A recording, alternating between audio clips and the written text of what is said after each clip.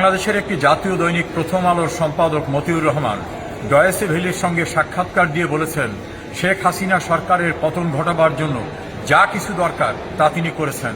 আমার জানা নেই পৃথিবীর ইতিহাসে কোনো দেশের সংবাদপত্রের মালিক এবং সম্পাদক এভাবে প্রকাশ্য বলেন যে একটি গণতান্ত্রিক প্রক্রিয়ায় নির্বাচিত সরকারের পতন ঘটাবার জন্য ওই পত্রিকার সম্পাদক সংবিধান বহির্ভূত কর্মকাণ্ডে সম্পৃক্ত হয়েছেন। এবং শুধু তাই নয়, প্রথম আলোতে শেখ হাসিনার বিরোধী বিভিন্ন রকম লোকদের এনে নানা রকম ন্যারেটিভ তৈরি করে শেখ হাসিনা এবং তার পরিবার এবং তার দলের বিরুদ্ধে কুৎসা রটনা করা হচ্ছে। তার চেয়ে কদর্য আরেকটি বিষয় দৃশ্যমান হয়েছে।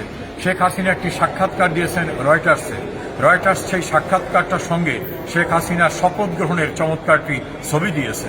রয়টার্সের সেই সাক্ষাৎকারটি পুনর্মুদ্রণ করতে গিয়ে ডেইলি স্টার শেখ হাসিনার একটি বিকৃত ছবি সেখানে ছেপেছে।